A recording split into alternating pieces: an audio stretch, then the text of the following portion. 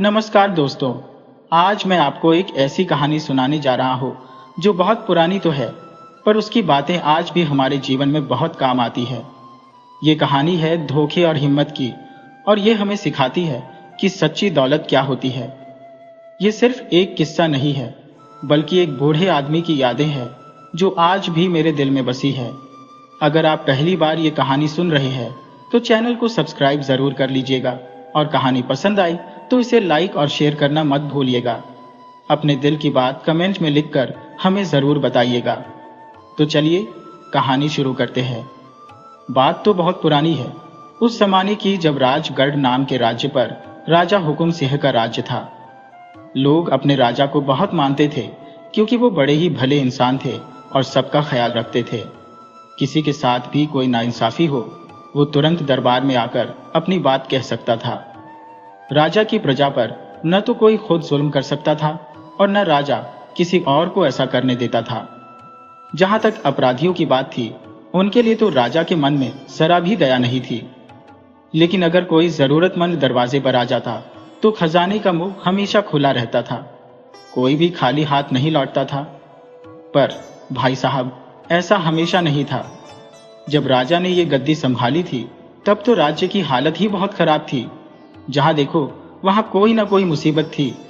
लोग गरीबी में अपनी जिंदगी काट रहे थे, और चोर डाकुओं का तो राज था।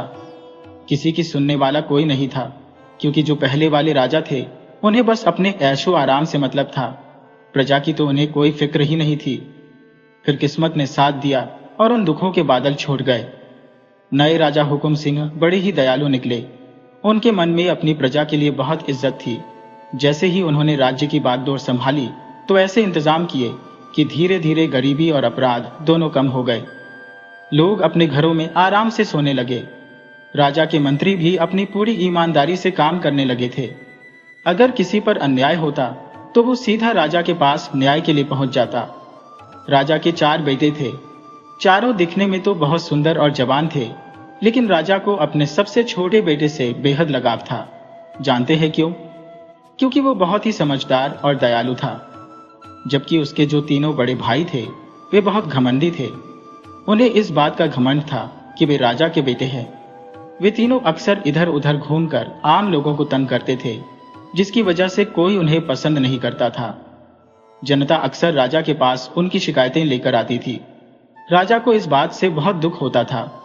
वो उन्हें बहुत समझाते थे, लेकिन उन तीनों के कान पर जूं तक नहीं रेंगती थी। राजा चाहते थे कि उनके सारे बेटे खूब पढ़े लिखे और ज्ञान हासिल करें, पर तीनों बड़े बेटों ने उनकी ये इच्छा कभी पूरी नहीं की। न तो वे गुरुकुल में गए और न ही किसी और तरीके से कोई पढ़ाई की। लेकिन उनका सबसे छोटा बेटा, जिसका नाम वीर था, उसने मन लगाकर विद्या ग्रहण की। इसीलिए वो राजा को सबसे ज्यादा प्रिय था। राजा को उस पर बड़ा गर्व था कि कम से कम एक बेटा तो लायक निकला, और वो उनका नाम जरूर रोशन करेगा।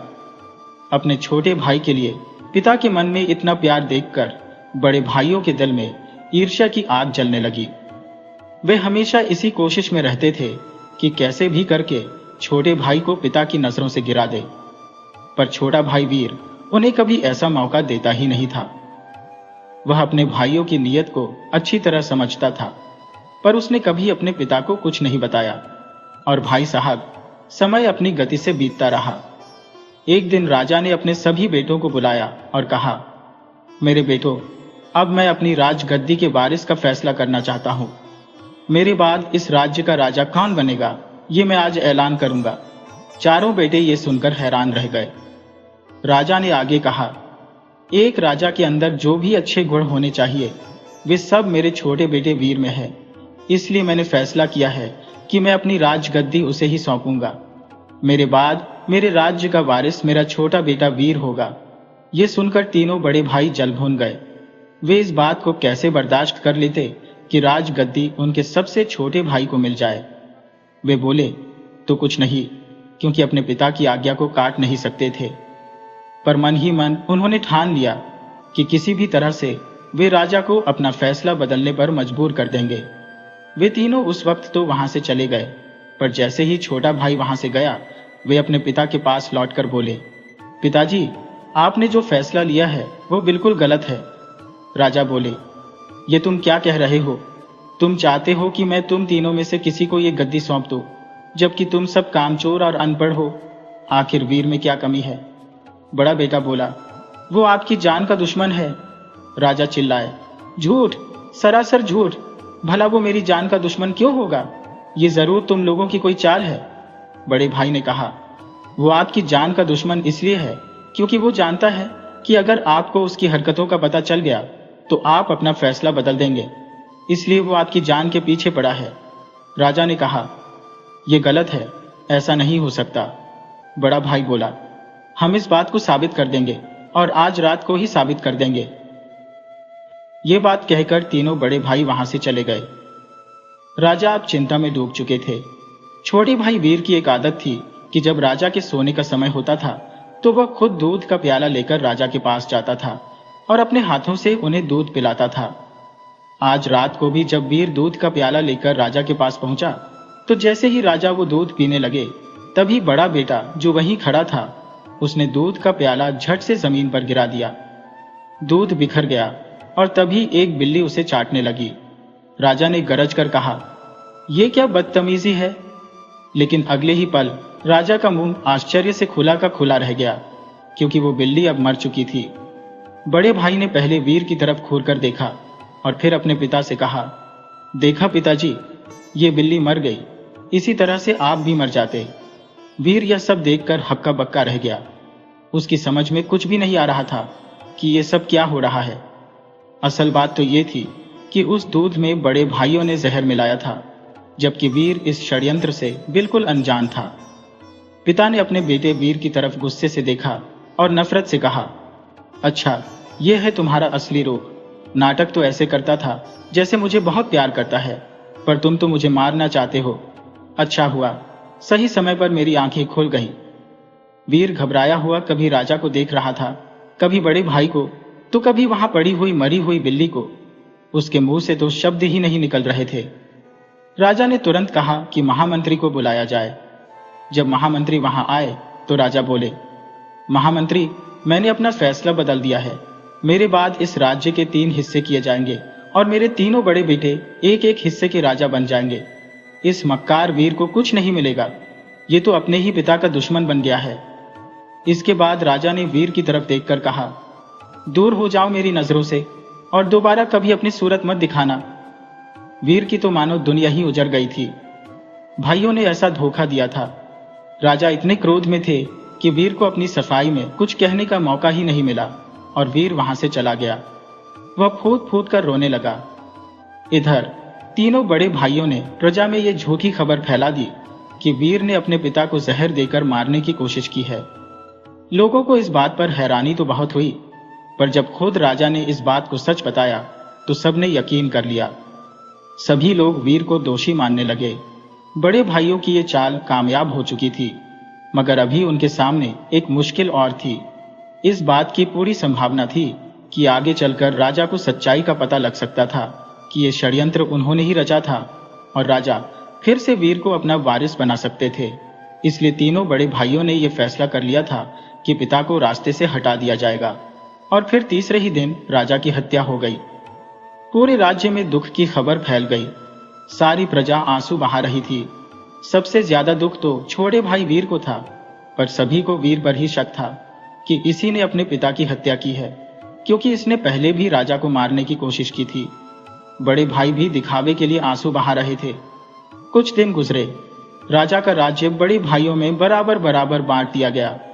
राजा का महल सबसे बड़े भाई के हिस्से में आया। राजा की मौत होते ही राज्य के हालात पहले जैसे नहीं रहे, बल्कि एक बार फिर से गरीबी और भी ज्यादा फैलने लगी। इसका कारण ये था कि बड़े भाई अपने राज्य की भलाई छोड़कर अपने ऐशो आराम में डूब गए थे। वे तीनों बड़े ही लालची थे और राजा के खजाने में जितना भी धन था वो उन्होंने अपनी अय्याशी पर लुटा दिया था। राज्य की जनता के लिए महल के दरवाजे अब बंद हो चुके थे। उधर छोटे भाई वीर को महल में एक छोटी सी कोठरी में बंद कर दिया गया। वो दिन रात वहीं पड़ा रहता और अपने दुर्भाग्य पर आंसू बहाता। वो सोचता कि कुछ दिन पहले तक वो एक राजकुमार था, अपने पिता का सबसे दुलारा और प्यारा था, और आज वो अपने भाइयों के यहाँ पर एक नौकर बनकर पड़ा है। उसे घोड़ों की देखभाल करने का काम दिया गया था। उसे पेट भर खाना भी बड़ी मुश्किल से ही मिलता था और भाइयों की डांट अलग से सुननी पड़ती थी। कई बार उसके मन में आता कि वो ये राज्य छोड़कर कहीं भाग जाए, पर फिर वो सोचता कि भागकर जाने से समस्या का हल नहीं होगा। वह दुख सहकर भी सारे काम करता रहा और अस्तबल में घोड़ों की देखभाल करता रहा। एक रात जब वीर अस्तबल से वापस आ रहा था तो उसने अपने भाइयों की जोर जोर से हंसने की आवाज सुनी। वो छिपकर उनकी बातें सुनने लगा। बड़ा भाई कह रहा था कि पड़ोस के राजा की 4 बेटियां हैं और चारों की चारों बहुत ही सुंदर है। हम तीनों उनमें से 3 बहनों से शादी करने वाले हैं, लेकिन मुश्किल ये है कि वो राजा अपनी चारों बेटियों की शादी एक साथ करना चाहता है और उसकी सबसे छोटी बेटी ने ये शर्त रखी है कि जो भी लोग उससे शादी करना चाहते हैं वे सभी एक जगह पर इकट्ठे हो जाए और फिर वो अपने पालतू तोते को उड़ाएगी। वो तोता जिस भी आदमी के सिर पर बैठ जाएगा उसी के साथ छोटी राजकुमारी का विवाह होगा। ये सब परसों ही होने वाला है। हम तीनों को कल सुबह ही वहां के लिए निकलना होगा ताकि परसों तक वहां पहुंच जाए। परसों शाम को शादियां हो जाएगी। सभी भाई बहुत खुश हुए और अगले दिन सूरज उगने से पहले ही वे तीनों अपने अपने घोड़ों पर सवार होकर उस राज्य के लिए चल दिए। छोटा भाई वीर अब महल में अकेला ही रह गया था। उसने सोचा कि उसे भी जाना चाहिए।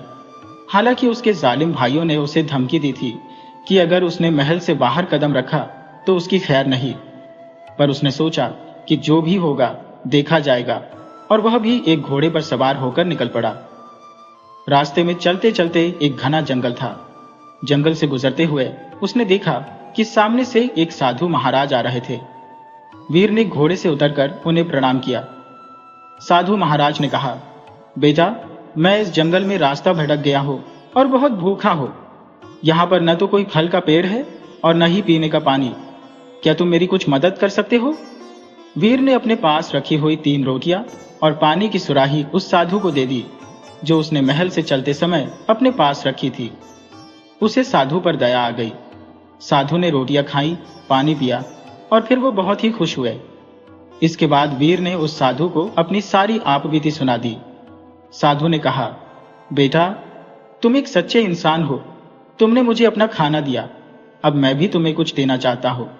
यह कहकर साधु ने एक अंगूठी वीर को दे दी और कहा कि तुम इसे पहन लो। इसे पहनने के बाद तुम अपनी कोई भी 3 इच्छाएं पूरी कर सकते हो।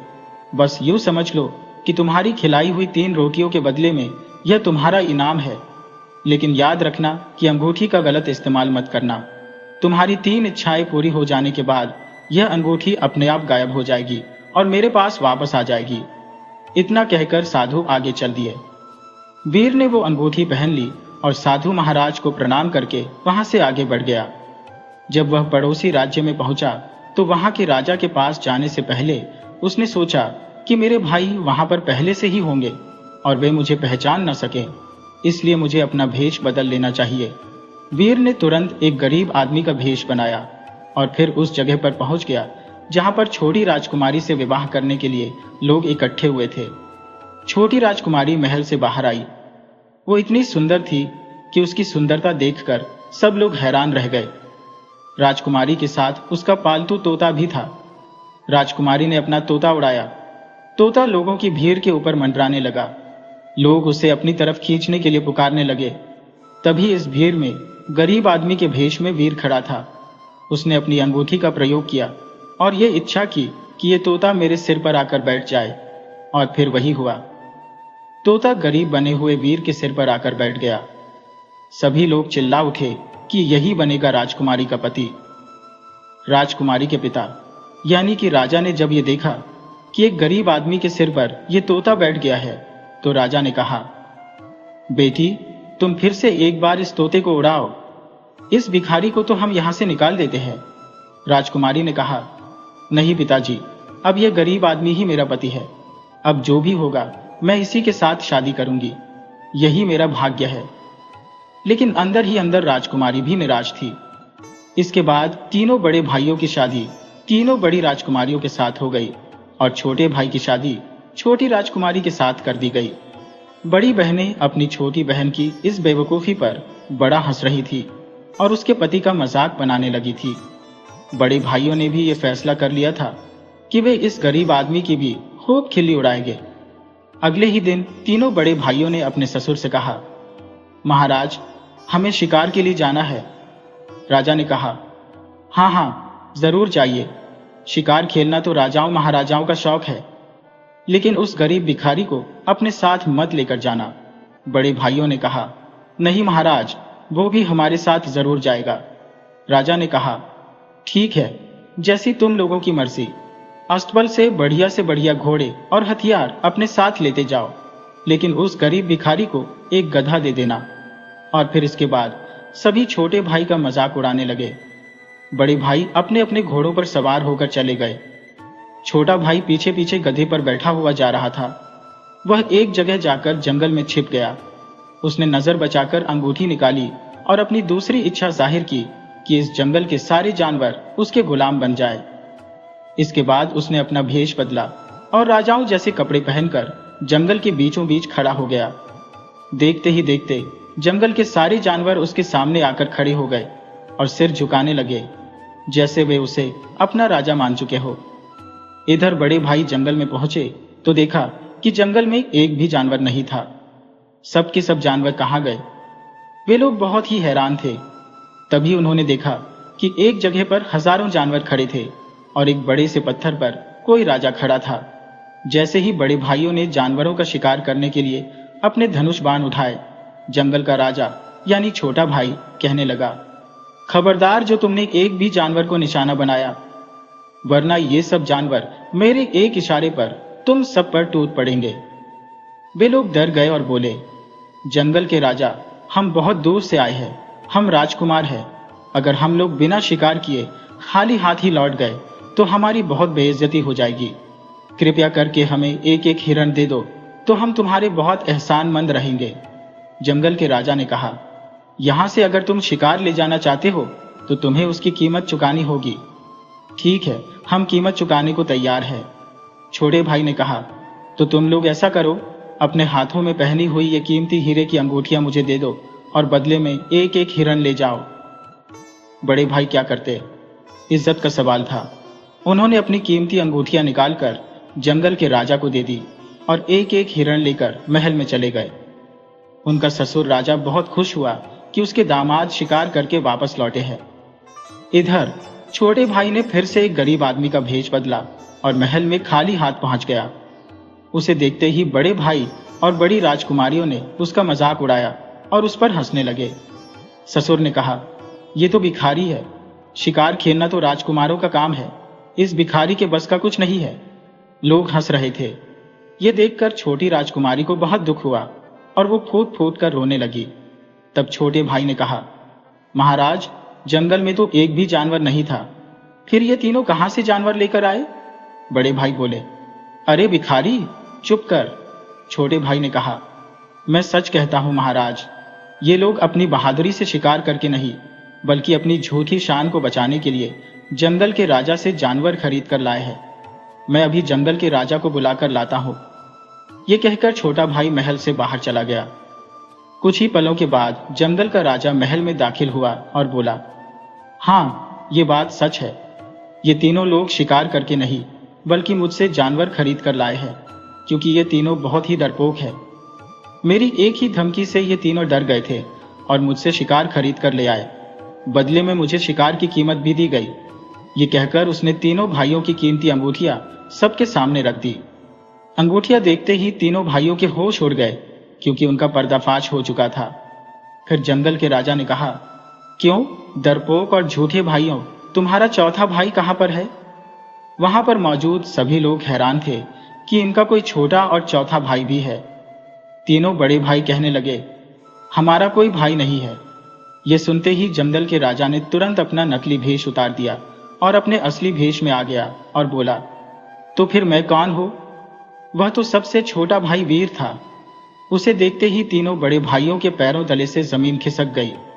उनके पास कोई जवाब नहीं था।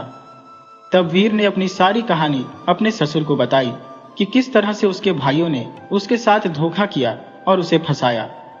यह सब सुनकर राजा आग बबूला हो गया और उसने तुरंत ही तीनों भाइयों को कैदखाने में डलवा दिया।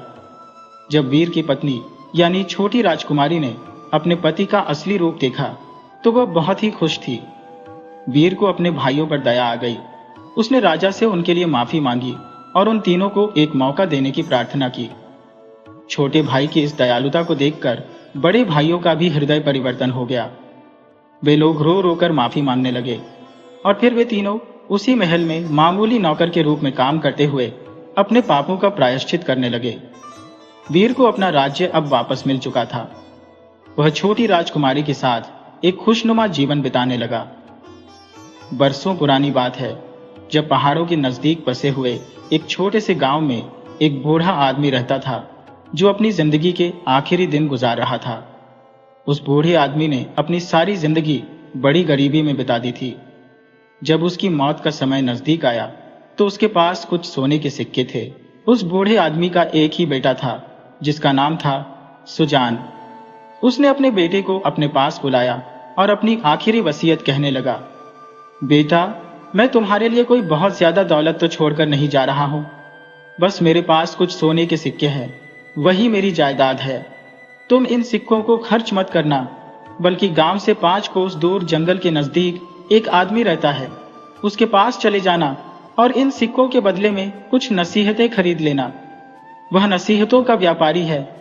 वो जो भी नसीहत तुम्हें देगा तुम हमेशा उस पर चलना। सुजान ने अपने पिता की बात को बहुत ध्यान से सुना और कहा, हाँ पिताजी, जैसा आपने कहा मैं बिल्कुल वैसा ही करूंगा। और फिर कुछ दिनों के बाद वो बूढ़ा पिता इस दुनिया से चला गया। पिता के गुजर जाने के बाद सुजान कुछ दिन तक बहुत दुखी रहा। फिर जब उसका दुख कुछ हल्का हुआ तो वो सोचने लगा कि उसे अपने पिता की आखिरी इच्छा के अनुसार काम करना चाहिए।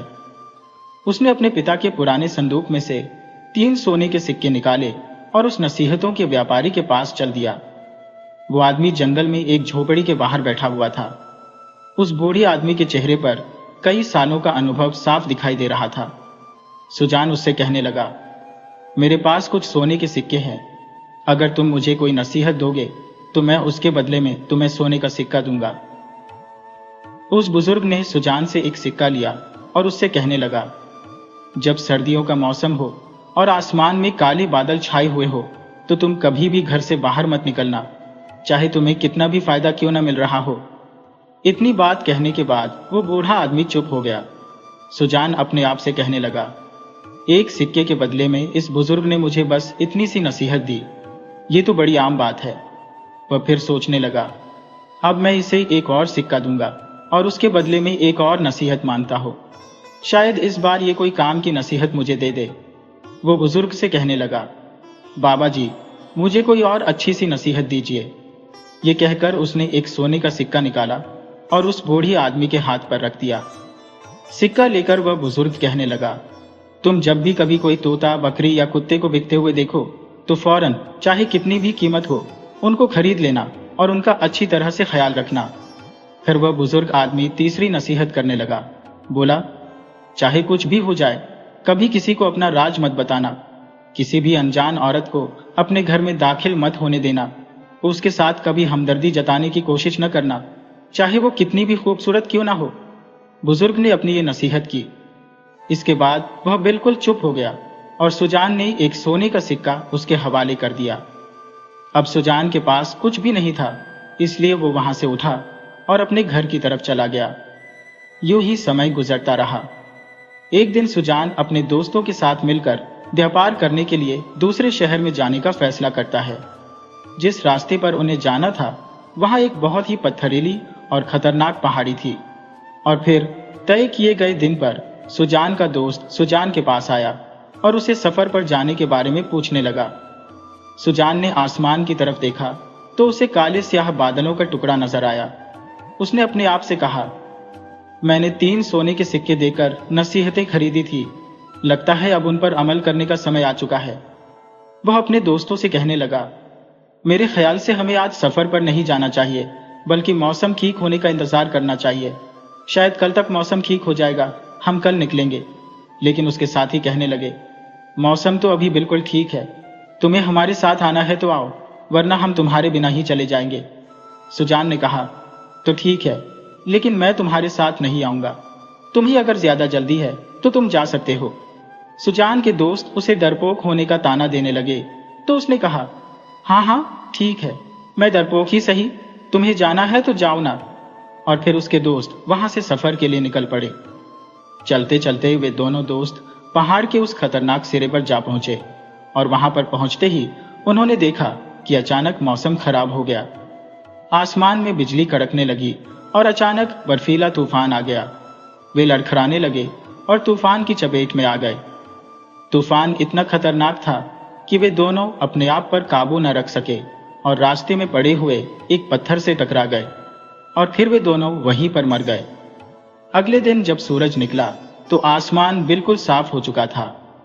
सुजान ने जब देखा कि आज मौसम बिल्कुल ठीक है तो उसने अपने सफर को शुरू किया और वह उसी पहाड़ी की तरफ चल दिया। उस पहाड़ी के सिरे पर जाकर उसने देखा कि उसके दोनों दोस्त बर्फीले तूफान में मारे जा चुके थे। वह अपने दोस्तों के करीब आया और उनकी तलाशी लेने लगा। सुजान को उन दोनों दोस्तों के सामान में सोने के सिक्कों से भरी हुई एक थैली मिली। जब उसने सिक्के गिने तो वे पूरे 300 थे। उसने अपने दोस्तों की वो रकम संभाली और फिर कुछ लकड़ियां इकट्ठी करके दोनों दोस्तों की लाशों का अंतिम संस्कार कर दिया और वह अपने आगे के सफर पर रवाना हो गया। चलते चलते सुजान सोच रहा था कि उस बूढ़े बाबा की दी हुई पहली नसीहत बिल्कुल सच साबित हुई और उसके काम भी आ गई। अगर उसने अपने बूढ़े पिता की बात न मानी होती और उस नसीहत बेचने वाले के पास न गया होता तो शायद आज वह भी तूफान की चपेट में आ जाता और अपनी जान से हाथ धो बैठता। लेकिन न सिर्फ वह अपनी मंजिल पर बिल्कुल सुरक्षित पहुंच गया था, बल्कि उसके हाथ में अब 300 सोने की अशर्फियां भी थी, जिसकी कीमत उस बूढ़े को दी हुई 3 अशर्फियों से 100 गुना ज्यादा थी। जब वह दूसरे शहर में पहुंचा तो बहुत ही खुश था। बाजार में पहुंचकर उसने व्यापार के लिए कुछ सामान खरीदना चाहा, लेकिन उसे कुछ समझ में न आया। उसने रात एक सराय में बिताई और फिर अगले दिन वो फिर से बाजार से गुजरा कि तभी उसने देखा कि एक व्यापारी वहां पर बैठा हुआ है, जिसके पास एक तोता, एक बकरी और एक कुत्ता है और वो उन्हें बेच रहा था। सुजान ने जब ये नजारा देखा तो उसे फौरन उस बूढ़ी की दूसरी नसीहत याद आ गई। वह उस व्यापारी के पास गया और कहने लगा, भाई, मैं तीनों जानवरों को खरीदना चाहता हूं, इनकी क्या कीमत है? वो व्यापारी एक अजनबी आदमी को देखकर कहने लगा, मैं इन तीनों को 300 अशर्फियों में बेचूंगा। उसके पास खड़े हुए लोग ये बात सुनकर हंसने लगे और कहने लगे कि एक तोता, एक बकरी और कुत्ते की कीमत 300 अशर्फिया, ये भला तुम्हें कौन देगा? इसीलिए तो तुम सुबह से यहां पर यूं ही बैठे हो और कोई तुमसे कुछ खरीद नहीं रहा। ये सुनकर सुजान जल्दी से आगे बढ़ा और उसने अपनी जेब में से 300 सोने की मोहरें निकाली और उस व्यापारी के हवाले कर दी और तीनों जानवरों को खरीद लिया। अगले दिन वह अपने गांव वापस आ गया। घर आकर वह सोचने लगा कि मैं अब इन जानवरों का क्या करूं? मेरे पिता तो इस दुनिया से चले गए, मेरे दोस्त भी तूफान में मारे गए। अब मेरे पास जो भी रकम थी, मैंने उस रकम से इन जानवरों को खरीद लिया। इन जानवरों की हालत भी बहुत बुरी है। अब मैं क्या करूं? क्या मैं इन्हें आगे बेच दूं? इस बकरी को मैं दूध के लिए रख लूं, कुत्ते को अपनी रखवाली के लिए रख लूं और तोते से बातें करूं? आखिर मैं क्या करूं? ये ख्याल सारा दिन उसे परेशान करते रहे। जब रात हुई तो वह बैठे बैठे ही सो गया। रात को उसने एक सपना देखा कि एक बहुत बड़ा खजाना किसी गुफा में रखा हुआ था और वह खुद नंगे पैर पहाड़ों में भटकता हुआ उस गुफा की तलाश कर रहा था। सुबह जब सुजान की आंख खुली तो वह अपने सपने के बारे में सोचने लगा। उसे समझ में नहीं आ रहा था कि उसका सपना सच था या झूठ, लेकिन उसने ये फैसला कर लिया था कि क्योंकि वो घर पर ही बेकार पड़ा रहता है तो क्यों ना उस गुफा को तलाश करे। वह फौरन उठा और उस गुफा की तलाश में निकल पड़ा। सारा दिन पहाड़ों में वो घूमता रहा, लेकिन फिर भी उसे वो गुफा न मिली। थक हार कर उसने कुछ घास काटी और तीर कमान से शिकार किया। घर वापस आकर उसने वो घास बकरी के आगे डाल दी और जो शिकार किया था उसे पकाकर खा लिया। उसमें से कुछ हिस्सा उसने कुत्ते को दे दिया और तोते के सामने उसने कुछ बाजरे के दाने डाल दिए। अब तो ये उसका रोज का काम बन चुका था। वह सारा दिन उसी गुफा की तलाश में निकल जाता और शाम के समय शिकार करता और घास लेकर वापस आता। ऐसा करते हुए उसे काफी समय गुजर चुका था, लेकिन उसे लगातार नाकामयाबी ही मिल रही थी।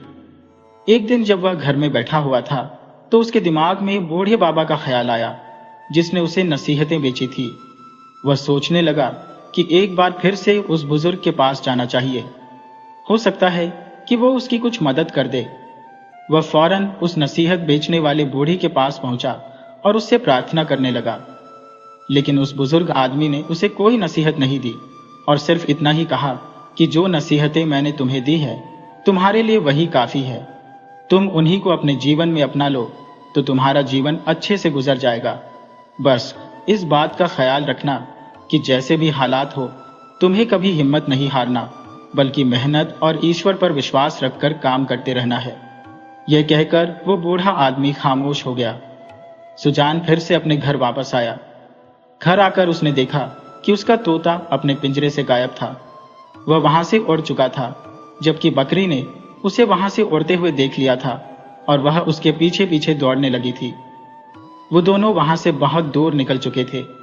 सुजान परेशान हो गया क्योंकि रात का समय हो चुका था, इसलिए उसने ये फैसला किया कि वह सुबह ही उनकी तलाश में निकलेगा। वह सारी रात यही सोचता रहा कि मेरे इस सपने ने मुझे कोई फायदा नहीं पहुंचाया और इसकी वजह से मैं बेवजह ही भटकता रहा, लेकिन कोई खजाना भी मेरे हाथ ना आया, जबकि मेरा तोता और मेरी बकरी भी मेरे हाथ से चले गए। जब सुबह हुई तो सुजान ने अपने कुत्ते को साथ लिया और तोते और बकरी की तलाश में वह निकल पड़ा। सुजान ने देखा कि उसका कुत्ता बड़ा ही होशियार था। जिस रास्ते से बकरी गई थी, वह उस रास्ते को सूंघता हुआ जंगल की तरफ जा रहा था। सुजान उसके पीछे पीछे चल रहा था। कुत्ता चलते चलते जंगल के एक अजीबोगरीब रास्ते पर जा निकला और वो रास्ता एक गुफा पर जाकर खत्म हुआ। सुजान ने जब उस गुफा को देखा तो वह हैरान और परेशान हो गया, क्योंकि यह वही गुफा थी जिसे वह अपने सपनों में देखा करता था। जब वह गुफा के अंदर दाखिल हुआ तो कुछ आगे जाकर उसने देखा कि अंदर न सिर्फ तोता और बकरी मौजूद थे, बल्कि वहां पर एक इंसान का कंकाल भी पड़ा हुआ था, जिसके पास एक पुराना सा संदूक रखा था। सुजान ने जब वो संदूक खोला तो उसका दिल धक से रह गया। वो संदूक खजाने से भरा हुआ था। यूं मालूम होता था जैसे वो आदमी इस तोते का मालिक हो, और असल बात भी यही थी कि ये तोता उस आदमी का ही था जो इस कंकाल की शक्ल में वहां पर पड़ा हुआ था। असल में वो एक लुटेरा था और अपना सारा लूट का माल अपने साथी से छुपाकर और चुराकर कहीं ले जा रहा था, जबकि उसके साथी ने पहले से ही उसे खाने में जहर दे दिया था और वह लुटेरा इस गुफा तक पहुंचते पहुंचते दम तोड़ गया था, क्योंकि ये तोता उसका पालतू था और यही उसी के साथ था, इसलिए तोते को खजाने के बारे में पता था। अपने मालिक के मरने के बाद तोता वहां से उड़कर जंगल में चला गया, जहां पर एक शिकारी ने उसे पकड़कर बाजार में बेच दिया और फिर ये तोता सुजान के पास आ गया। लेकिन जब उस तोते को मौका मिला तो वह वापस उड़ता हुआ अपने पुराने मालिक के पास आया, जो कि अब मरकर कंकाल में बदल चुका था। सुजान ने उस संदूक को और अपने जानवरों को लिया और अपने घर वापस आ गया। उसने इस खजाने के बारे में किसी को कुछ नहीं बताया था। थोड़े दिनों के बाद उसके हालात बदलने लगे और उसने खजाने का थोड़ा सा हिस्सा निकालकर अपने लिए एक दूसरा बड़ा सा घर बना लिया। वो अपने पुराने मकान को छोड़ चुका था। अब इस दुनिया में वह बिल्कुल अकेला ही था। न तो उसके पिता थे, न ही उसके दोस्त, और ये जानवर ही बस उसकी जिंदगी का हिस्सा थे। इसीलिए सुजान ने यह फैसला किया कि अब उसे शादी कर लेनी चाहिए। सुजान एक लड़की को पसंद करता था। उसने अपने कुछ जानने वालों से बात की और फिर रिश्ता तय करके उस लड़की से शादी कर ली। इसके बाद सुजान अपना जीवन बड़ी हंसी खुशी से गुजारने लगा। सुजान अपनी दोनों नसीहतों पर अमल कर चुका था, लेकिन तीसरी नसीहत का इम्तिहान अभी बाकी था। इत्तेफाक की बात है कि इस गांव में एक दिन एक मक्कार बुढ़िया आई, जो कि बहुत ही चालाक थी और वह एक बहुत ही बड़े ठगबाज गिरोह की सरदार थी। जब उसको इस बात का पता चला कि इस गांव में सुजान नाम का एक आदमी है जो रातों रात अमीर हो चुका है और उसके हाथ कोई बड़ा खजाना लग गया है, तो उसकी नजर सुजान की दौलत पर अटक गई। इस चालबाज औरत ने एक चाल चली। उसने एक नेक औरत का रूप धर लिया और सुजान के घर जा पहुंची। जब सुजान घर पर नहीं था, उसने दरवाजे पर दस्तक दी। सुजान की पत्नी ने दरवाजा खोला तो वह ठगनी उसके सामने बड़ी ही अच्छी और नेक होने का ढोंग रचने लगी। सुजान की पत्नी एक बहुत ही नेक और दयालु औरत थी। वह ठगनी की मीठी मीठी बातों पर विश्वास करने लगी और उसे अंदर ले आई। इस तरह से वह ठगनी सुजान की पत्नी की बहुत ही अच्छी सहेली बन गई। अब तो वह रोज उसकी बीवी से मिलने के लिए आती। वह उस समय आती जब सुजान घर पर नहीं होता था। उसने अपनी चिकनी चुपड़ी बातों से सुजान की पत्नी का भरोसा जीत लिया और उस खजाने का राज उगलवा लिया। उसे पता चल चुका था कि सुजान ने अपना खजाना कहां पर छुपाया है। असल बात तो ये थी कि सुजान ने अपने खजाने को अपने पुराने घर में छिपा रखा था, जो कि अब खंडहर हो चुका था। वहीं पर उसने अपने खजाने को जमीन में गाड़ा हुआ था। सुजान की पत्नी से यह राज अब उस ठगनी को मालूम हो चुका था। उस बुढ़िया ने अपने कुछ ठगबाज साथियों को बुलाया और रात के अंधेरे में वो खजाना वहां से लेकर गायब हो गई। कुछ दिन यूं ही बीते। एक दिन सुजान अपनी पत्नी से कहने लगा कि अब हमें बाकी के खजाने को भी बेच देना चाहिए ताकि मैं कोई कारोबार शुरू कर सकूं, क्योंकि घर में बैठकर खाने से तो समंदर जितनी दौलत भी खत्म हो जाती है। जब वो अपनी पत्नी को लेकर अपने पुराने घर में पहुंचा जहां पर उसने खजाना छुपाया था, तो वहां पहुंचकर उसके पैरों तले से जमीन खिसक गई, क्योंकि खजाने से भरा हुआ संदूक वहां से गायब था। उसने पूरा घर खोद डाला, लेकिन कहीं भी उसे संदूक नहीं मिला। आखिर वो उसे मिलता भी कैसे, क्योंकि वो ठग बुढ़िया अपने साथियों के साथ पहले ही गायब कर चुकी थी। आखिर परेशान होकर सुजान ने गुस्से में आकर अपनी पत्नी से पूछा, क्या कोई औरत हमारे घर पर आई थी? तो उसकी पत्नी ने डरते डरते सारी बात सुजान को बता दी। सुजान को फौरन उस बूढ़े की नसीहत याद आ गई कि कभी किसी चलती फिरती औरत को अपने घर में दाखिल मत करना। सुजान को एहसास हुआ कि उसने उस नसीहत बेचने वाले की इस आखिरी नसीहत पर अमल नहीं किया था। अगर उसने अपनी पत्नी को इस नसीहत के बारे में बताया होता तो आज उसे अपने खजाने से हाथ न धोना पड़ता। वह अपना सिर पकड़कर बैठ गया। फिर अचानक उसे याद आया कि जब आखिरी बार वह उस बूढ़े बाबा के पास गया था तो उन्होंने कहा था कि कभी हिम्मत न हारना। जब भी तुम्हारे हाथ से दौलत चली जाए तो तुम पछतावा न करना, बल्कि हिम्मत और सब्र से काम लेना। तुम्हारे पास दौलत हो या ना हो, अपनी मेहनत को जारी रखना। उसे आज इस बात का एहसास हुआ कि उसके बूढ़े पिता ने उसे नसीहत बेचने वाले के पास क्यों भेजा था। इस जीवन में दौलत से ज्यादा कहीं जरूरी बूढ़े बुजुर्गों की नसीहतें होती हैं। खजाने का संदूक गुम हो जाने के बावजूद भी सुजान इस बात को समझ चुका था कि इंसान की असली ताकत उसकी हिम्मत, मेहनत और बड़े बुजुर्गों की नसीहतों पर अमल करना है। उसने फैसला कर लिया कि वह अब खूब मेहनत करेगा, दोबारा से अपनी जिंदगी को शुरू करेगा। वह अक्सर उस कमरे में आकर बैठ जाता जहां पर उसने कुत्ता, बकरी और तोते को रखा हुआ था। वह उनसे बातें करके अपना बोझ हल्का करता, क्योंकि ये जानवर उसके मुश्किल के साथी थे और वह खजाना उन्हें इन्हीं की वजह से मिला था। सुजान के पास अब जो भी जमा पूंजी बची थी, उसने एक बार फिर से अपना व्यापार शुरू कर दिया। वह दिन रात मेहनत करता रहा। उसे जो भी पैसे मिले उनसे वह अपने घर के खर्च चलाता और कुछ रुपए वह अपने पास एक छोटे से संदूक में जमा करते रहता। ईश्वर ने उसके कारोबार में ऐसी बरकत दी कि कुछ ही महीनों में वह फिर से मालामाल हो गया और इस शहर के सबसे बड़े कपड़ों का व्यापारी बन गया। तो दोस्तों, ये कहानी हमें सिखाती है कि जीवन में चाहे कितनी भी मुश्किलें आ जाए और सारी दौलत चली जाए, लेकिन सच्ची हिम्मत और बड़ों की नसीहतों पर विश्वास हमें कभी नहीं छोड़ना चाहिए। मेहनत का फल हमेशा मिलता है। मुझे पूरी उम्मीद है कि आपको ये कहानी पसंद आई होगी। तो वीडियो को लाइक कीजिएगा और अपने अच्छे अच्छे कमेंट करना बिल्कुल मत भूलिएगा।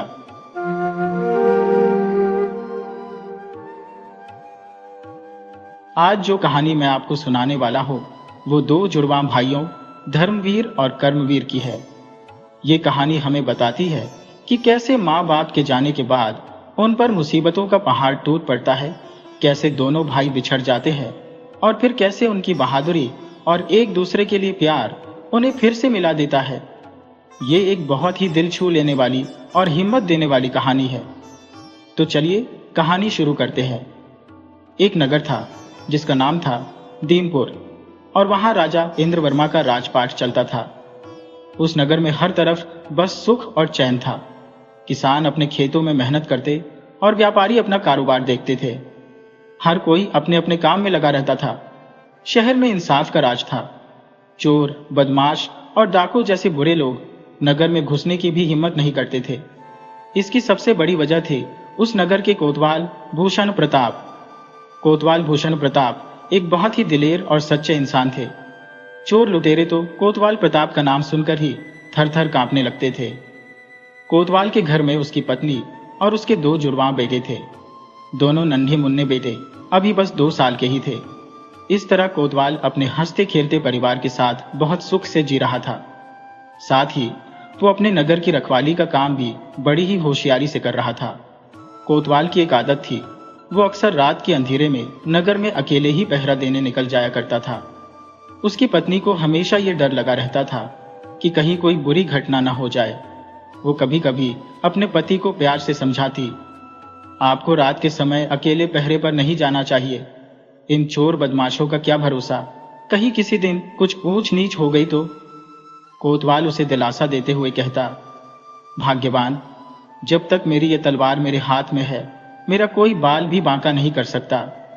अगर मैं रात को पहरा नहीं दूंगा तो हमारे नगर के लोग अपने घर में चैन की नींद कैसे सो पाएंगे। धीरे धीरे वक्त गुजरता गया। कोतवाल के दोनों बेटे अब कुछ बड़े हो गए थे। वे दोनों भी अपने पिता की ही तरह बहुत बहादुर और बलवान थे। इतनी छोटी सी उम्र में ही उन्होंने तलवारबाजी में कमाल की फुर्ती हासिल कर ली थी।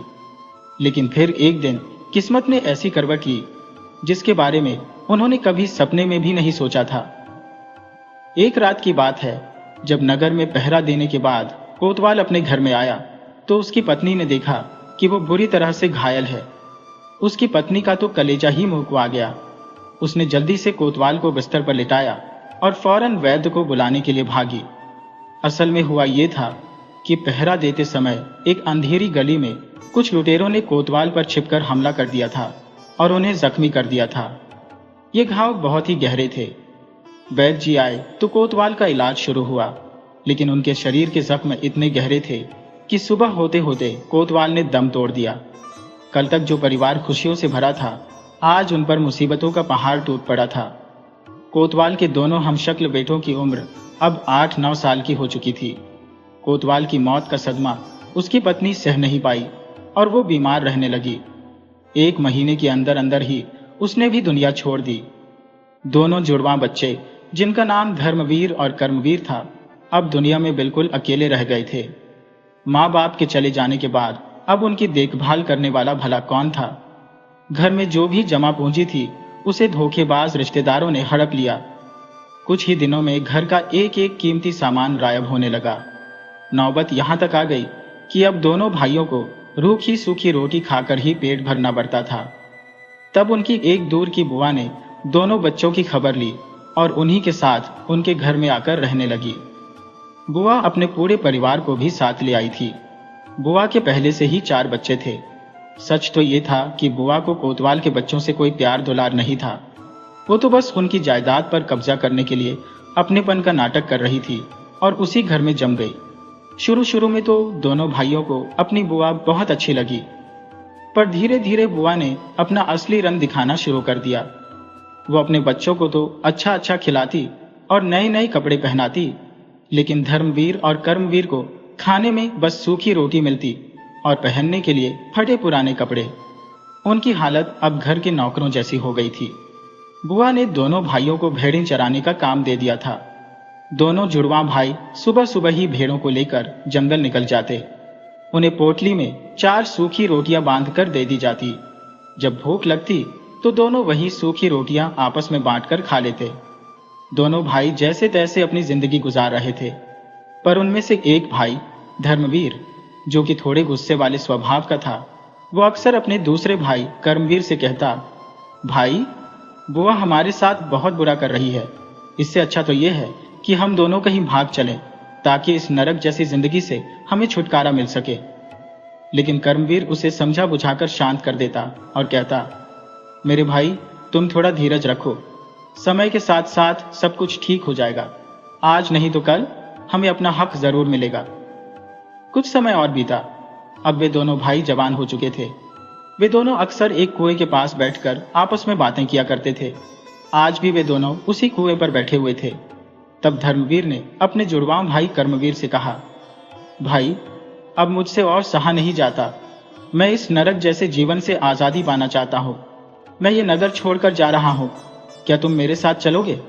कर्मवीर नहीं चाहता था कि उसका भाई उसे छोड़कर जाए। उसने धर्मवीर को समझाने की बहुत कोशिश की, लेकिन धर्मवीर मानने को तैयार ही नहीं था। वो पक्का इरादा कर चुका था कि अब वो इस शहर में एक पल भी नहीं रहेगा।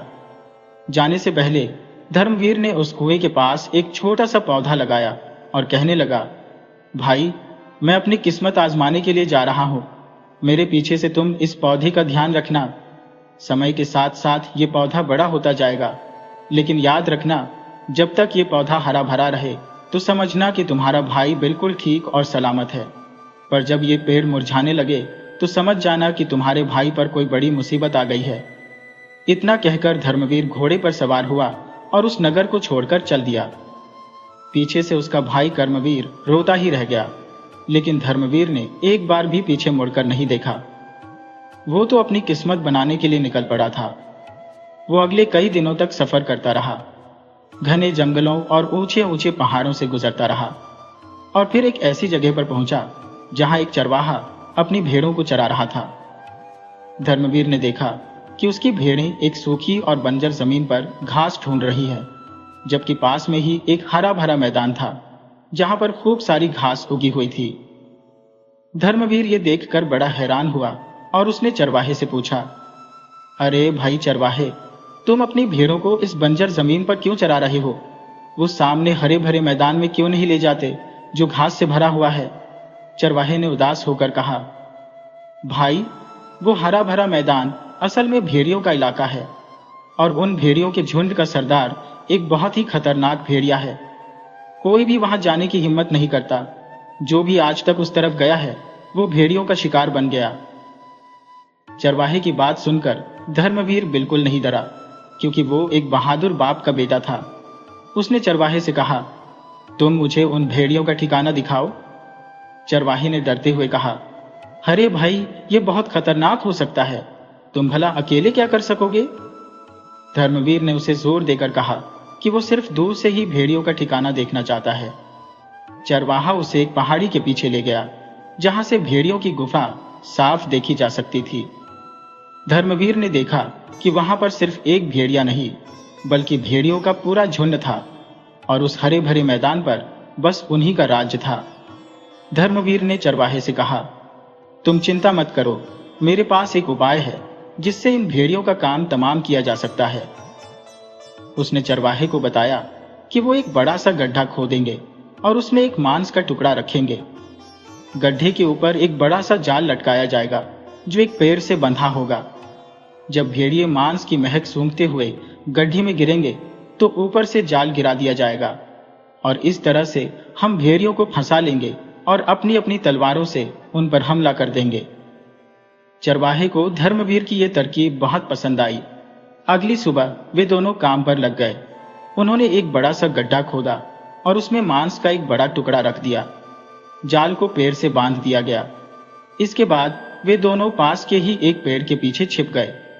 उनके हाथों में तलवारें थीं। थोड़ी देर के बाद भेड़ियों ने मांस की गंध सूंघी और गड्ढे की तरफ दौड़े। जैसे ही भेड़िए गड्ढे में गिरे, धर्मवीर ने रस्सी खींची और जाल भेड़ियों के ऊपर गिर गया। इसके बाद दोनों ने तेजी से हमला किया और भेड़ियों को खत्म कर दिया। चरवाहा खुशी से झूम उठा। उसने धर्मवीर को गले से लगाया और कहा, सचमुच तुमने मेरी बहुत मदद की है और इस मुसीबत से मुझे छुटकारा दिलवा दिया। तुमने मेरी भेड़ों की जान बचाई। मैं तुम्हें 3 भेड़ें तोहफे में देना चाहता हूं। धर्मवीर ने मुस्कुराते हुए कहा, मुझे तुम्हारा तोहफा मंजूर है, लेकिन अभी तो मैं अपने आगे के सफर पर जा रहा हूं। इन भेड़ों को तुम अपने पास ही रखो। जब मैं वापस लौटूंगा तो तुमसे ये भेड़ें ले लूंगा। चरवाहे ने उसका धन्यवाद किया। इसके बाद धर्मवीर अपने आगे के सफर पर निकल पड़ा। उसके दिल में एक अजीब सी खुशी थी कि उसने किसी की मदद की है। कई दिनों के सफर के बाद धर्मवीर एक गांव में पहुंचा। ये गांव अपने व्यापार के लिए बहुत मशहूर था, लेकिन वहां की गलियों में एक अजीब सी खामोशी थी। लोग डरे डरे से नजर आ रहे थे। दुकानें जल्दी बंद हो जाती थी। वहां पहुंचकर धर्मवीर एक कुएं के पास रुका, जहां पर एक बहुत ही सुंदर सी लड़की चुपचाप बैठी हुई थी। उसके हाथ में एक मिट्टी का घड़ा था। धर्मवीर ने उस लड़की से पूछा, तुम इतनी उदास क्यों हो, और इस गांव में आखिर ऐसी कौन सी मुसीबत आ गई है जो सभी लोग डरे सहमे से लगते हैं। उस लड़की ने धर्मवीर की तरफ देखा और कहने लगी, दरअसल बात यह है मुसाफिर कि हमारे गांव पर डाकुओं का डर छाया हुआ है। वो डाकू जिसका नाम रुस्तम है, वो बहुत ही बेरहम और ताकतवर है। वो हर हफ्ते हमारे बाजार को लूटता है, दुकानदारों से उनका माल छीन लेता है। अगर कोई उसका विरोध करता है तो वो उसे जान से मार डालता है। आज शाम को वो दोबारा आने वाला है, इसीलिए लोग डरे हुए हैं। धर्मवीर का दिल ये सुनकर बहुत दुखी हुआ। उसने लड़की से कहा, ये कैसी नाइंसाफी है? क्या तुम्हारे गांव वालों ने उन डाकुओं को सबक सिखाने की कोशिश नहीं की? लड़की बोली, हमने कई बार कोशिश की, लेकिन रुस्तम और उसके साथी बहुत ताकतवर है। उनके पास तेज धार वाले हथियार है और वे लोग बहुत ही बेरहम हैं। हम लोगों के पास कोई चारा नहीं है। धर्मवीर ने सोचा कि उसे ही कुछ करना होगा। वो गांव के एक बूढ़े आदमी के पास गया, जो उस गांव के एक बहुत ही तजुर्बेकार और समझदार इंसान थे। बूढ़े आदमी ने धर्मवीर को बताया कि लुटेरे रुस्तम की सबसे बड़ी कमजोरी उसका लालच है। वो दौलत के लिए कुछ भी कर सकता है और उसे अपनी ताकत पर बहुत ही घमंड है। बूढ़े आदमी की बातें सुनकर धर्मवीर के दिमाग में एक तरकीब आई। उसने बूढ़े से कहा, बाबा, अगर हम योजना बनाकर उस लुटेरे पर हमला करें तो उसे हराया जा सकता है, लेकिन उसके लिए हमें उसे अपनी चाल में फंसाना होगा। बूढ़े आदमी ने कहा, हाँ, लेकिन यह काम इतना आसान नहीं है। रुस्तम एक बहुत ही चालाक आदमी है। धर्मवीर ने मुस्कुराते हुए कहा, आप चिंता मत कीजिए बाबा, अक्ल हमेशा लालच पर भारी ही पड़ती है। इसके बाद धर्मवीर ने कुछ गांव वालों को इकट्ठा किया और उन्हें अपनी योजना समझाने लगा।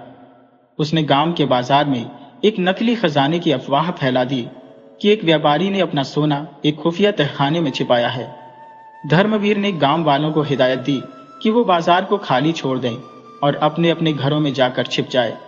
इसके बाद उसने कुछ दुकानदारों के साथ मिलकर एक झूठा तहखाना बनवाया। बहुत सी ऐसी ईंटें जिन पर सोने जैसा रंग चढ़ा हुआ था, ताकि वो देखने में कीमती लगें, वो ईंटें उस तहखाने में रख दी गई। शाम का समय हुआ तो डाकू रुस्तम अपने साथियों के साथ बाजार में आया। उन्होंने जब खजाने की अफवाह सुनी तो लालच में आकर उस तहखाने की तरफ बढ़ने लगे, लेकिन वो इस बात से अनजान थे कि ये सब एक सोची समझी चाल थी। जैसे ही वे लोग तहखाने में घुसे, धर्मवीर और गांव के कुछ आदमियों ने तेजी से उन पर हमला कर दिया। लुटेरे रुस्तम और उसके गिरोह को इस बात की भनक तक नहीं थी। अचानक हुए इस हमले से वो घबरा गए। उन्हें संभलने का मौका ही नहीं मिला। डाकू रुस्तम और उसके साथियों को पकड़ लिया गया। आज धर्मवीर ने वो काम कर दिया था जो कभी उसके पिता कोतवाल भूषण प्रताप किया करते थे। आखिर उसमें उन्हीं का खून जो था, और इस तरह से धर्मवीर ने अपनी बहादुरी और समझदारी से लुटेरों को बंदी बना लिया और उन्हें जेल में डलवा दिया गया। गांव के लोग बहुत खुश थे। उन्होंने धर्मवीर की समझदारी और उसकी बहादुरी की बहुत तारीफ की। जो लड़की धर्मवीर को कुएं पर मिली थी, वो उस गांव के मुखिया की बेटी थी।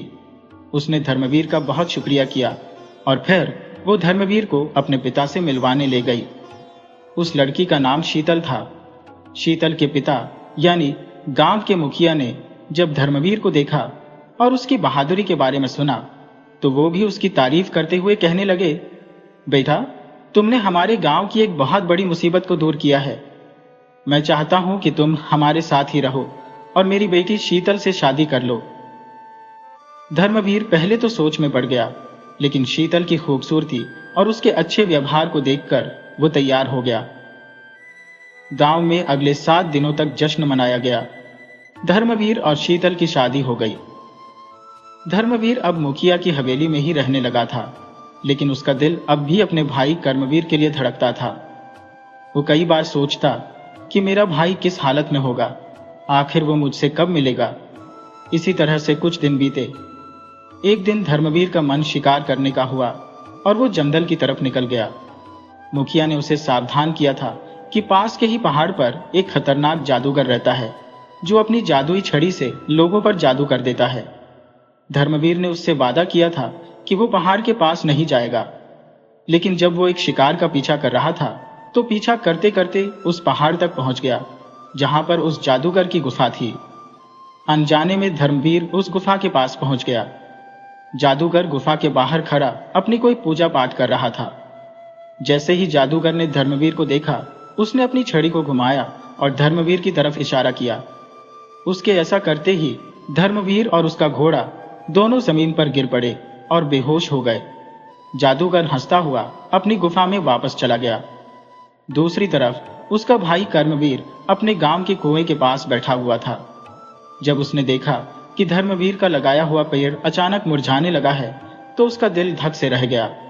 उसे विश्वास हो गया कि धर्मवीर किसी बड़ी मुसीबत में है।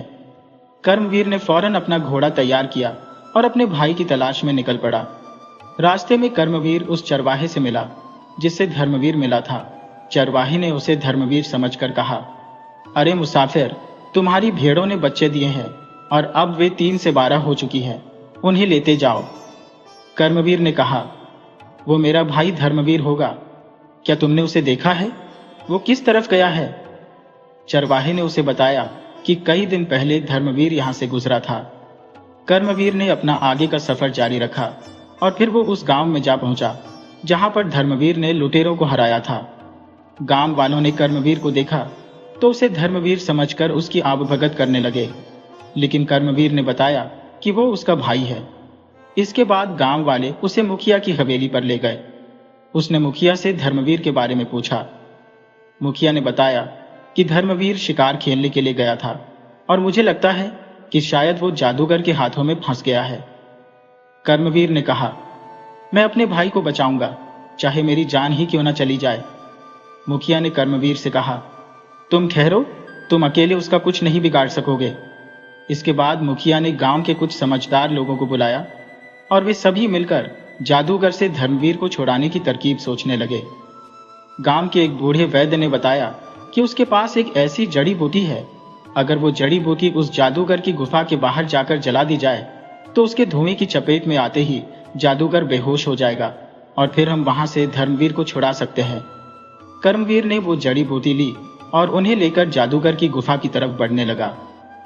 कर्मवीर बहुत ही सावधानी से छिपते छिपाते गुफा की तरफ जा रहा था और फिर वो झाड़ियों में छिपकर बैठ गया। उसने अपना मुंह और नाक एक कपड़े से बांध लिए। उसने देखा कि गुफा के बाहर कोई नहीं था। इसका मतलब ये था कि जादूगर गुफा के अंदर होगा। कर्मवीर ने फुर्ती से कुछ सूखे पत्ते और झाड़ियां इकट्ठी की, उन पर जड़ी बूटियां रखी और आग लगा दी। अगले ही पल धुआं फैलने लगा। गुफा के अंदर मौजूद जादूगर को जब कुछ गड़बड़ लगी तो वो उठकर गुफा से बाहर आया कि देखे आखिर माजरा क्या है। लेकिन जैसे ही उसने गुफा से बाहर कदम रखा, जड़ी बूटियों का धुआं उठा और जादूगर बेहोश होकर गिर गया। कर्मवीर ने तेजी से अपनी तलवार निकाली और जादूगर को खत्म कर दिया। कर्मवीर के मुंह और नाक पर कपड़ा बंधे होने के कारण उसके ऊपर जड़ी बूटियों के धुएं का कुछ खास असर नहीं हुआ। जादूगर को खत्म करने के बाद उसने अगला काम यह किया कि वो तेजी से अंदर गया जहां पर उसका भाई धर्मवीर जमीन पर पड़ा हुआ था। वो बहुत ही कमजोर और बीमार दिखाई दे रहा था। कर्मवीर ने उसे उठाया और वापस मुखिया की हवेली में ले आया, जहां पर गांव के वैद्य ने धर्मवीर का इलाज किया। वो जल्दी ही ठीक हो गया। जब उसे होश आया तो दोनों भाई बहुत खुश थे। उन्होंने एक दूसरे को गले से लगाया। फिर कर्मवीर ने कहा, अब मैं तुम्हें छोड़कर नहीं जाऊंगा मेरे भाई, अब हम हमेशा के लिए एक साथ ही रहेंगे। धर्मवीर ने कहा, भाई, यहां पर मेरी पत्नी है, मैं उसे छोड़कर नहीं जा सकता। तब धर्मवीर के ससुर यानी गांव के मुखिया ने कहा, मेरे बच्चों, तुम दोनों को एक साथ ही रहना चाहिए। मुझे पता चला है कि तुम्हारे नगर में तुम्हारे पिता का पुराना मकान है और तुम्हारी जमीन जायदाद भी है जिस पर तुम्हारा हक बनता है और वो तुम्हें मिलनी ही चाहिए। मैं अपने कुछ खास आदमियों को साथ लूंगा और हम सब मिलकर तुम्हारे नगर चलेंगे और तुम्हें तुम्हारा हक दिलवाएंगे। इसके बाद मुखिया, दोनों भाई, धर्मवीर की पत्नी और मुखिया के कुछ खास आदमी इकट्ठे हुए। उन्होंने अपने साथ सोने चांदी की अशर्फिया और बहुत सारा कीमती सामान लिया और वापस तीनपुर की तरफ चल दिए, जहां पर धर्मवीर और कर्मवीर का घर था। रास्ते में उन्हें वो चरवाहा मिला जिसने धर्मवीर को उसकी भेड़ें वापस की, जो अब तक भेड़ों का एक झुंड बन चुका था। जब वे लोग अपने गांव पहुंचे तो सीधा अपने घर गए, जिस घर पर उनकी बुआ का कब्जा था। बुआ ने जब देखा कि दोनों भाई पूरे लाभ लश्कर और इतनी सारी धन दौलत लेकर आए हैं, तो उसने दोनों भाइयों की जमीन जायदाद और हवेली वापस करने में ही अपनी भलाई समझी और वो शहर छोड़कर चली गई। दोनों भाई अब बहुत आराम से अपने पुरखों के घर में रहने लगे। जब वहां के राजा को धर्मवीर की बहादुरी के किस्से पता चले तो उसने धर्मवीर को नगर का कोतवाल बना दिया और अब धर्मवीर अपने पिता की ही तरह कोतवाल बनकर अपने नगर की रक्षा करने लगा, जबकि उसके भाई कर्मवीर ने अपना व्यापार शुरू कर लिया और फिर दोनों भाई खुशी खुशी अपनी जिंदगी बिताने लगे।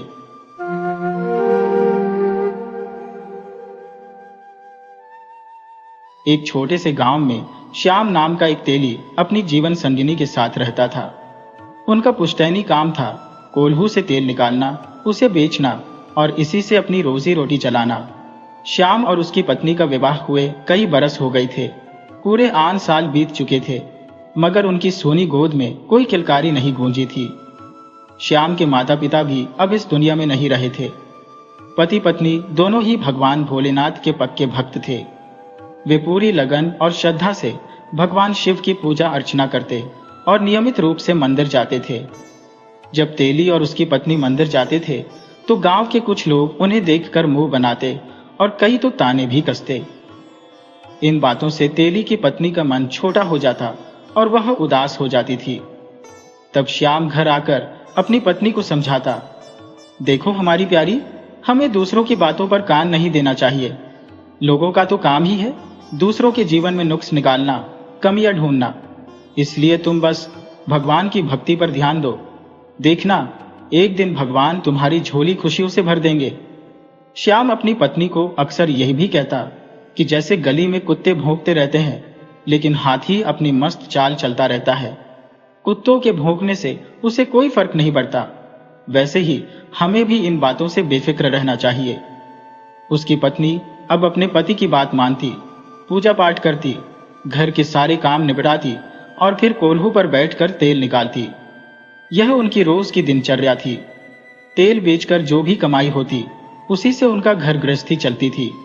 अब तेली और उसकी पत्नी का यह नियम बन गया था कि वे रोज सुबह मंदिर जाते, भगवान भोलेनाथ को जल चढ़ाते और पूजा करते।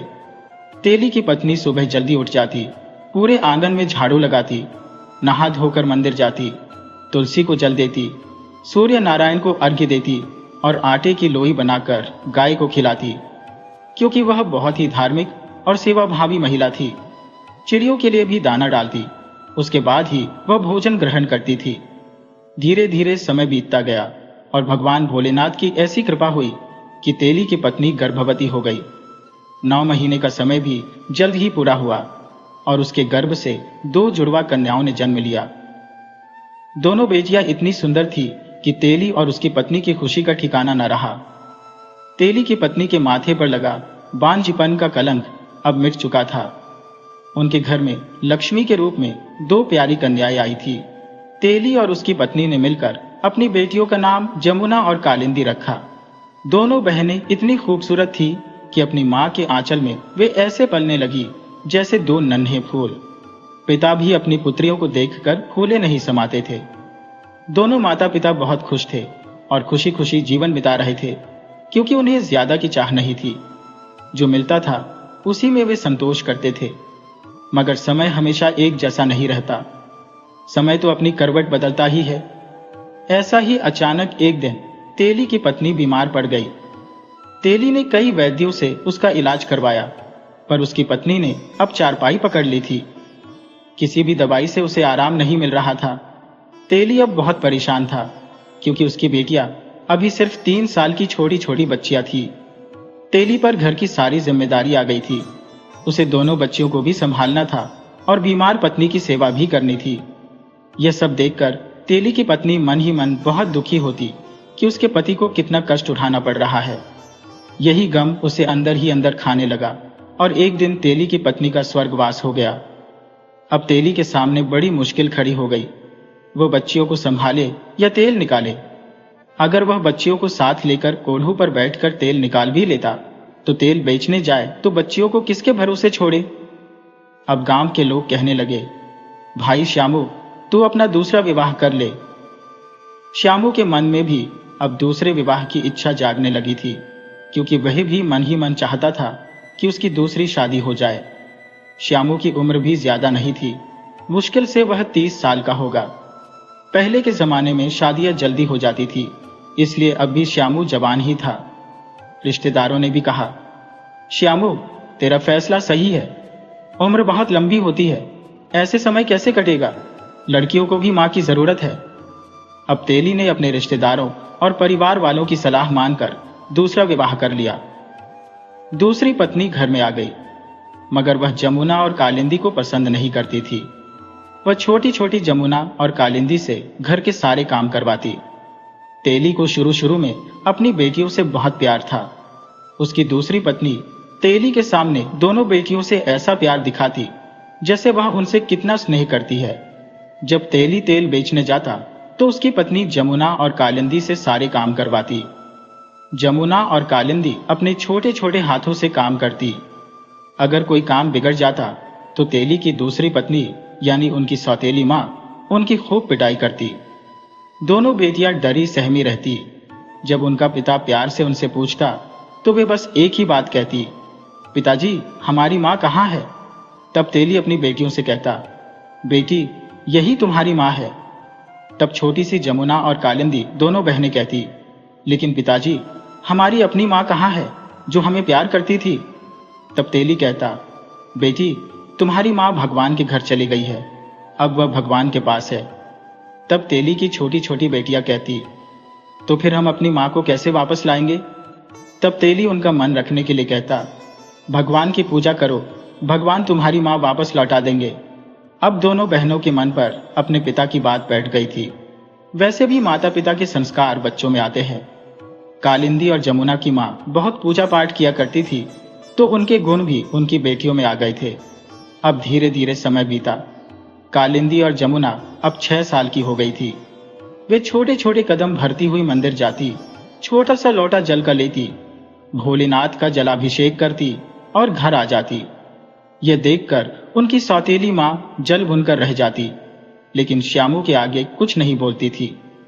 अब धीरे धीरे उसने अपने पति को अपने काबू में करना सीख लिया था, क्योंकि औरत का त्रिय चरित्र तो कोई जानता ही नहीं है। अब उसने भी यही चाल चली। वह चारपाई पर पड़ी रहती कि मेरी तबीयत खराब है, तो कालिंदी और जमुना दोनों को काम करना पड़ता, क्योंकि यह उनकी मजबूरी थी।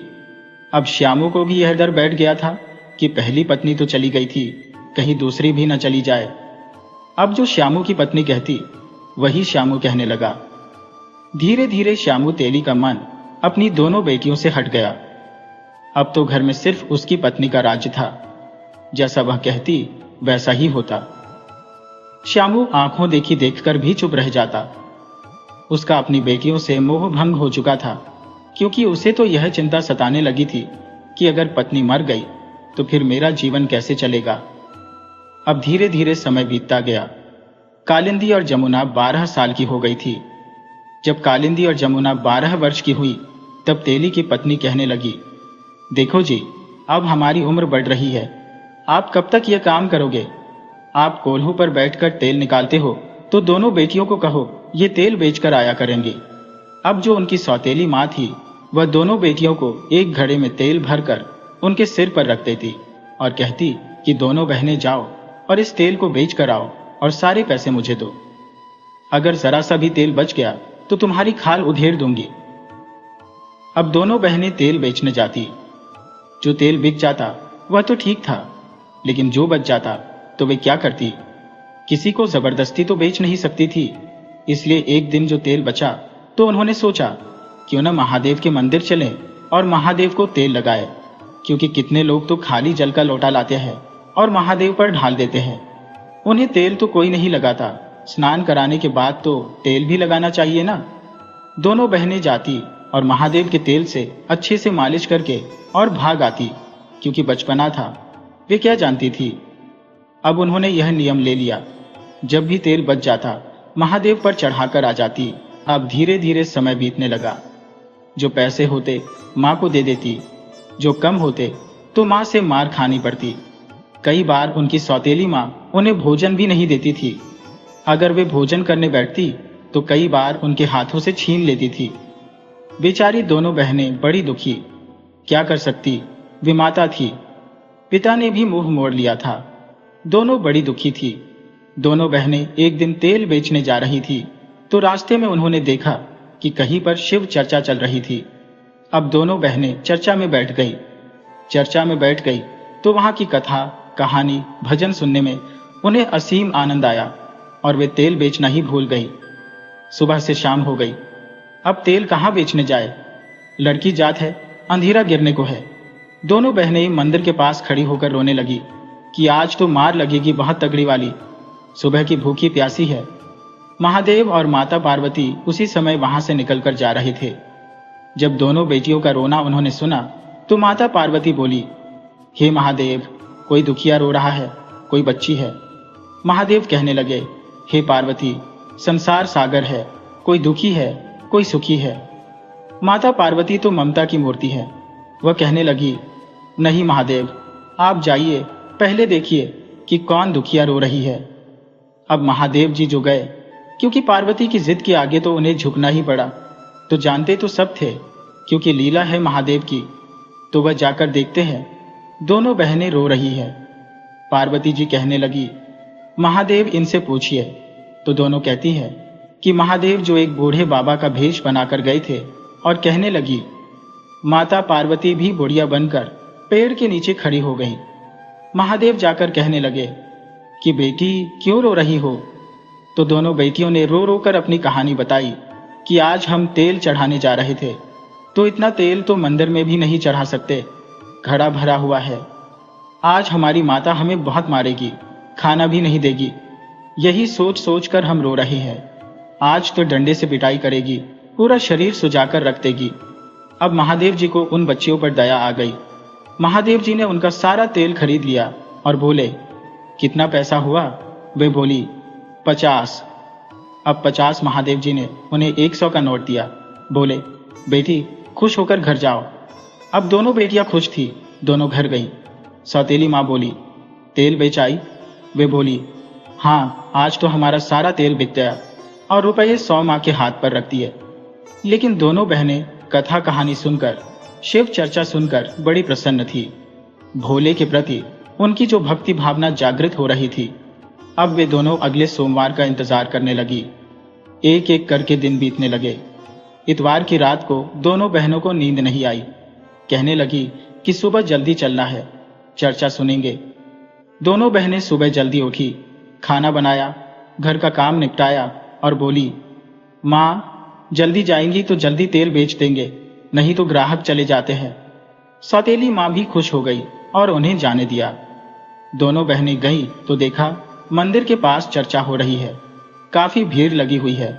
कोई कहानी सुना रहा है, कोई कथा सुना रहा, कोई भजन कीर्तन कर रहा है, सब सुना रहे थे।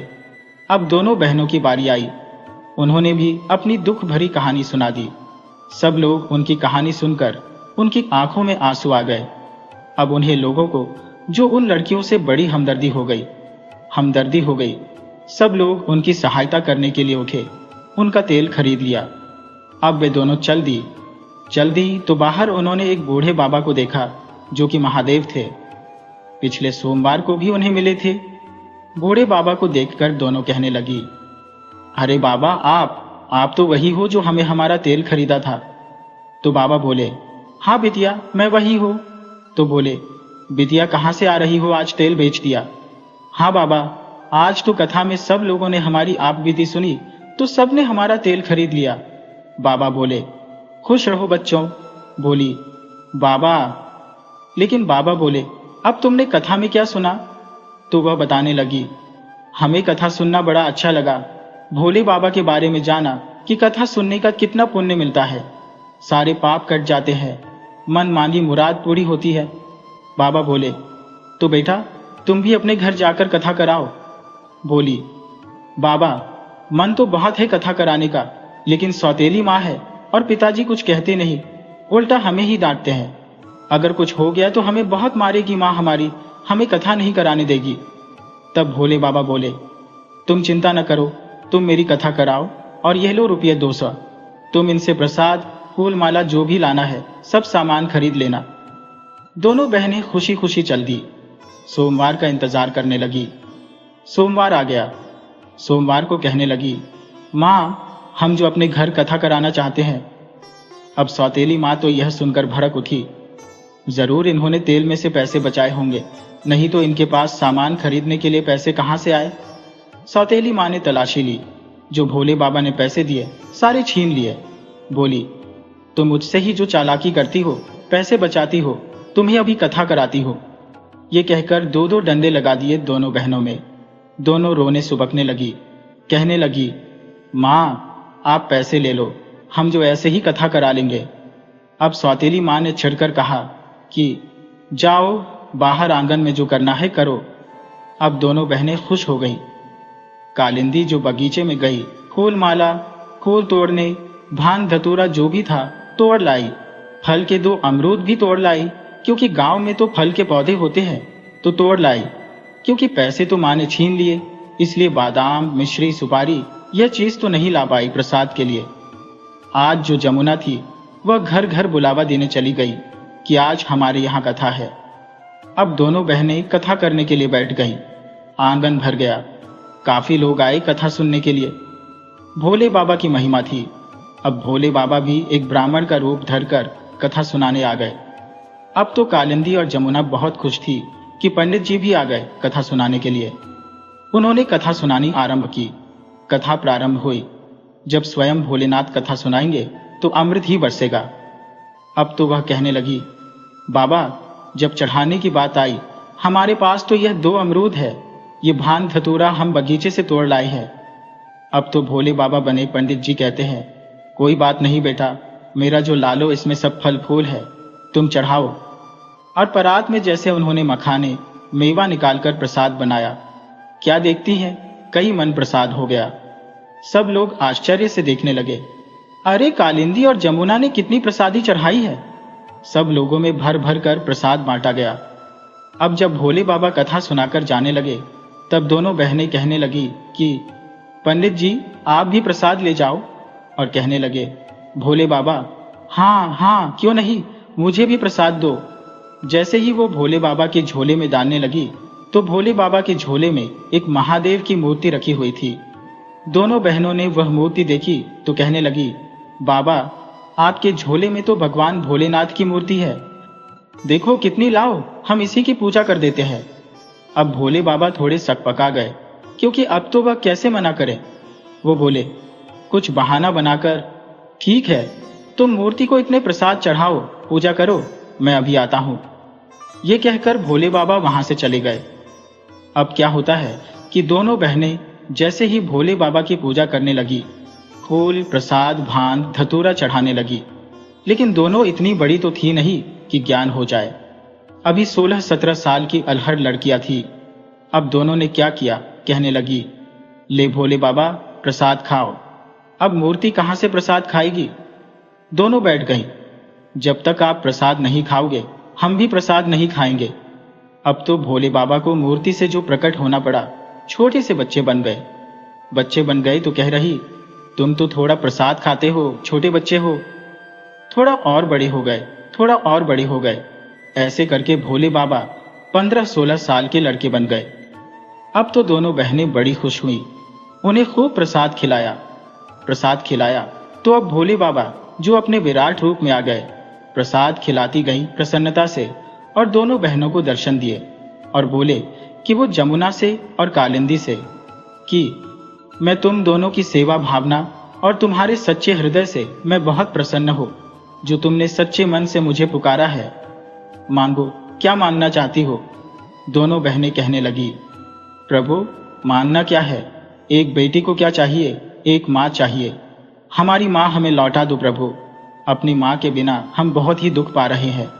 भगवान जी बोले, बेटा, तुम कुछ भी मांगो, लेकिन जो उस लोक में चला गया उसे तो वापस नहीं भेजा जा सकता। लेकिन दोनों बहनें जिद करके बैठ गईं कि हे प्रभु, आपने वचन दिया है कि जो भी मांगोगे आप पूरा करेंगे, अब अपना वरदान पूरा करो। अब भोले बाबा को उनकी बात माननी पड़ी। उनकी माँ को स्वर्ग से बुलाना पड़ा। अब तो दोनों बहनें अपनी माँ को देखकर बड़ी प्रसन्न हुई और दूसरा वरदान मांगने के लिए जब भोले बाबा ने कहा तो दोनों बहनें कहने लगी, हे प्रभु, अब हम शादी के योग्य हो गए हैं। सौतेली माँ हमारा विवाह नहीं करना चाहती। पिता को हमारी कोई फिक्र नहीं है, क्योंकि हमें तो बिल्कुल विश्वास नहीं है हमारी सौतेली माँ न जाने हमारा कैसा घर बसाए। अब भगवान भोलेनाथ बोले कि तुम्हारा विवाह राजघराने में होगा। राजकुमार के साथ तुम्हारा जीवन, शेष जीवन जो भी है, सब खुशियों से भरा होगा। इतना कहकर भोले बाबा वहां से अंतर्ध्यान हो गए। अब दोनों बहनें अगले दिन जो मंदिर में गई, बड़ी ही मधुर आवाज में भजन गा रही थी। बाहर काफी भीड़ लगी हुई थी। तभी उस नगर के राज्य के जो राजा था, उसके 2 राजकुमार थे। दोनों घोड़े पर सवार होकर अपने नगर का जायजा ले रहे थे। कहीं कोई परेशान तो नहीं है। जब उन्होंने मंदिर के पास इतनी भीड़ लगी देखी तो वह भी जानने को उत्सुक हुए कि आखिर यहाँ क्या मामला है जो इतनी भीड़ लगी हुई है। दोनों राजकुमार मंदिर के पास गए तो देखा 2 सुंदर कन्याएं बड़ी ही सुरीली आवाज में भोले के भजन गा रही है। दोनों राजकुमार दोनों बहनों पर मोहित हो गए। अब दोनों उनका इंतजार करने लगे। भजन चर्चा समाप्त हुई। दोनों बहनें प्रसाद लेकर अपने घर जाने लगी तो दोनों राजकुमार भी उनके पीछे पीछे चल दिए और जाकर देखा कि अरे, ये किस घर खानदान की है। देख लें तो जाकर पता चला कि यह तो तेली जो श्यामू है उसकी पुत्री है। अब दोनों राजकुमार उनके घर गए और उनसे कहा कि हमें तुम्हारी पुत्रियां पसंद है, इसलिए हम उनसे विवाह करना चाहते हैं। तेली कहने लगा, नहीं, मैं अपनी पुत्रियों का विवाह नहीं करूंगा, क्योंकि तेली की जो दूसरी बीवी थी, कालिंदी और जमुना की सौतेली माँ थी, उनकी अभी तक अपनी कोई औलाद नहीं हुई थी। तो तेली कहने लगा, अगर मैंने इनका विवाह कर दिया तो मेरा घर का खर्च कैसे चलेगा? मेरा तेल कौन बेचेगा? क्योंकि मैं तो अब मेरी उम्र बढ़ रही है और कोल्हों पर मुझे बैठना पड़ता है। यह सुनकर दोनों राजकुमार ने एक थैली सोने की अशर्फिया उस तेली को दे दी और कहा कि अपनी बेटियों की शादी की तैयारी करें। राजा भी अपने राजकुमारों की बात सुनकर, ऐसी संस्कारवान और गुणवान लड़कियों के बारे में सुनकर बड़ा प्रसन्न हुआ। अब राजकुमारों की दोनों बहनों से शादी हो गई। दोनों बहनें जो रानी बनकर राजमहल में आ गई। अब तो दोनों के दिन बड़े चैन से बीतने लगे। अपनी माँ को भी वह अपने साथ रखने लगी थी, क्योंकि उनकी माँ भी अब अपने पति के साथ रहना नहीं चाहती थी कि उसकी लड़कियों के साथ उसके पति ने ऐसा व्यवहार किया। अब वे उनके दिन सुख से बीतने लगे। उधर तेली और जो उसकी दूसरी पत्नी थी, उनके घर फाका पड़ने लगा। कहते हैं ना कि बेटियां अपने नसीब का लेकर आती है, और यही था कि जब तक बेटियां थी तो तेली के घर में कभी भी फाका नहीं पड़ा था, और बेटियों के जाते ही जैसे उसके घर से रौनक चली गई। घर में फाका पड़ गया। अब दोनों भूखा मरने लगे। गली गली भीख मांगकर खाने लगे। बहुत से लोग उन्हें भीख देते, बहुत से दुत्कार देते। दोनों अब अपनी जिंदगी के अपने किए हुए कर्मों की सजा भोगने लगे। सब लोगों को उनकी सच्चाई पता चल गई थी कि सौतेली माँ अपनी बेटियों के साथ कैसा व्यवहार करती थी, कितना उन्हें दुखी करती थी। यही सब सोचकर लोग उनसे घृणा करने लगे। कभी कभी किसी को दया आ जाती तो कोई 1-2 रोटी उन्हें पकड़ा भी देता, लेकिन दूर से। अब उनकी हालत बड़ी खराब थी। उधर दोनों बहनें बड़े सुख से थी, कोई उनके जीवन में कमी नहीं थी। लेकिन कहते हैं ना, बेटियां तो बेटियां होती हैं, चाहे उनके साथ कुछ भी बुरा हो, लेकिन फिर भी मायके से जुड़ी होती है।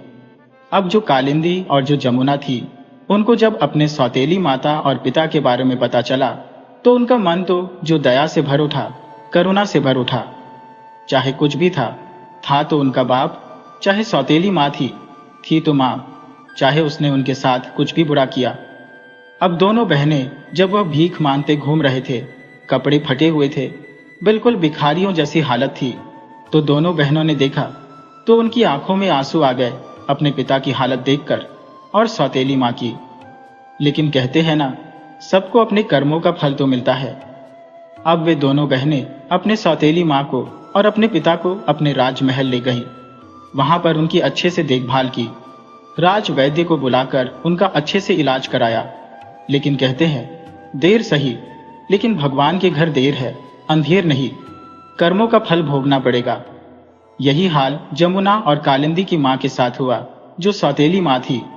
अब उसके कर्म भोगने का समय आ गया था। उसे जो कोढ़ की बीमारी हो चुकी थी।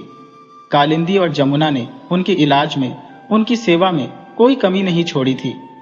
लेकिन दिन पर दिन बढ़ते हुए कोढ़ का कोई इलाज नहीं था। वह अपनी बीमारी से बड़ी परेशान थी। अब उसे पश्चाताप होने लगा था कि कैसे उन कन्याओं का उसने दिल दुखाया था। आज उसे अपने कर्मों की सजा मिल रही थी।